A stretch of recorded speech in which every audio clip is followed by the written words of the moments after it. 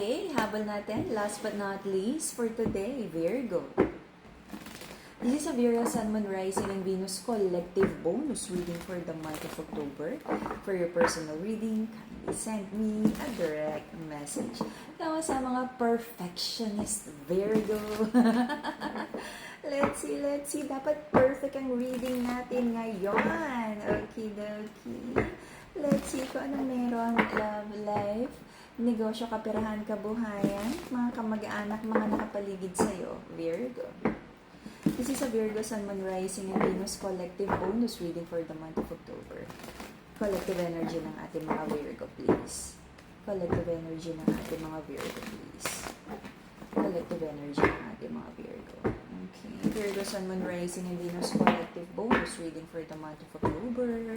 Ang nag-iisang account na Mystic Siren ay kay Angeles 11. Any messages coming from a different account, hindi po ako yon. Kay Angeles 11 lang ang legit account of Virgo.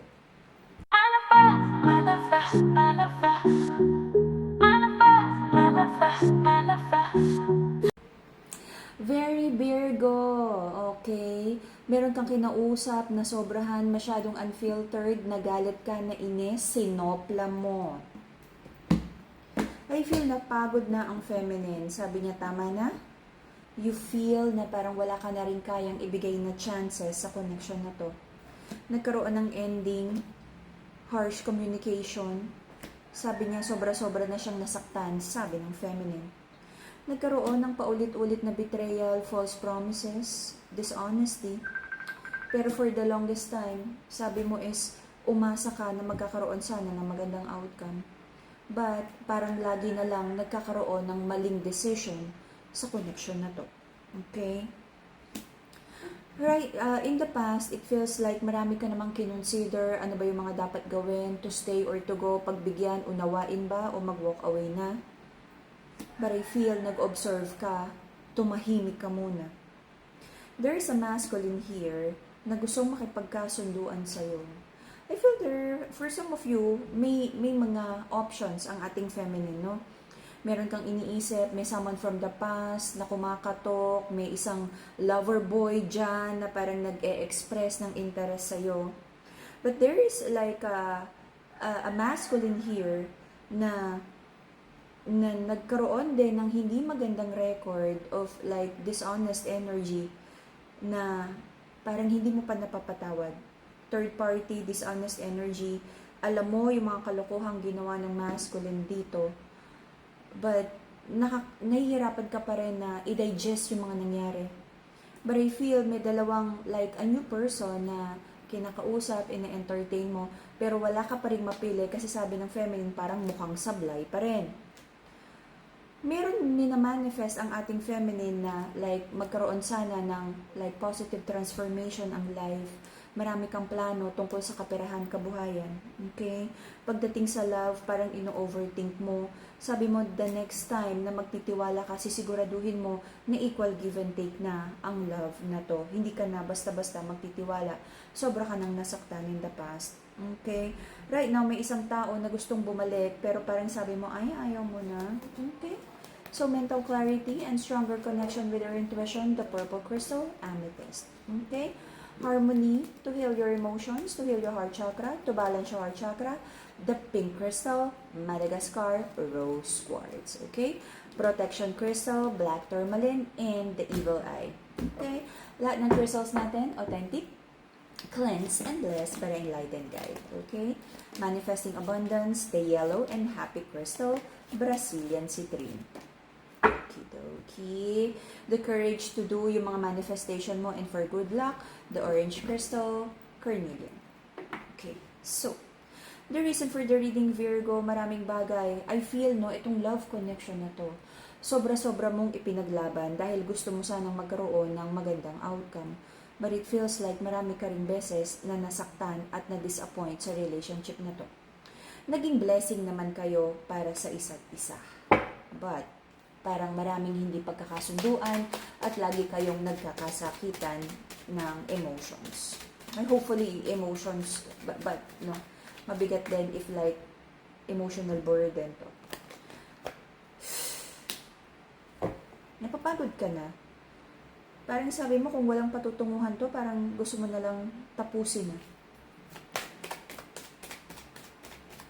You're manifesting something new sa buhay mo, pero sabi mo, i-close mo na muna ang chapter na to para you can have a new beginning at makapag-focus like kung trabaho, glow up mo, okay?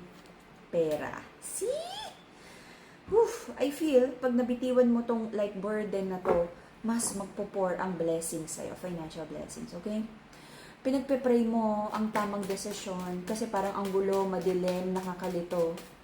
Of course, ayaw mong magkamali. So, humingi ka ng guidance kay God. Very Virgo, analysis paralysis, dami-dami mong iniisip, ino-overthink. Pero sabi mo, gusto mo lang sigurado, and this is the Virgo energy. Okay? Sabi ng ating mga Virgo, steady lang. You feel stuck, no? Hindi mo alam, tama bang bumalik pa sa person na to? O mag-walk away? Or observe mo muna. Okay? Probe. Meron ding isang like financial situation na sabi mo is parang for now, stay ka lang. Do marami kang plano about kabuhayan, kaperahan, new chapter sa buhay mo tungkol sa career. But for now, sabi mo, steady lang. Do naguguluhan ka kung hanggang kailan ka mag-i-stay sa current career or negosyo na yan. Pero sabi mo for now, hanggang okay pa naman, steady lang. Okay? Your person. The person, sabi niya, parang ang daming gulo, ang daming instability, misunderstanding sa relationship. Hindi rin siya ready for anything committed. Parang gusto niya chill-chill lang. Walang masyadong batas.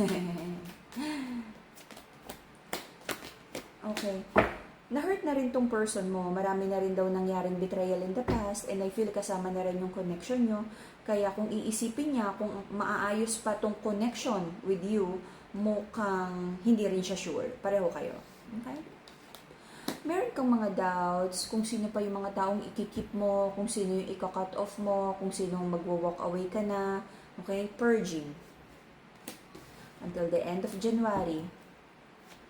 Maraming responsibilidad, lalo na kung may bata, lalo na kung nanay ka, okay?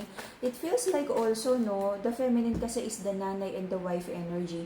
Parang napapagod na ang ating feminine kasi parang siya rin yung tumatayong masculine sa situation na to. Parang siya yung provider, nurturer, all around. Okay?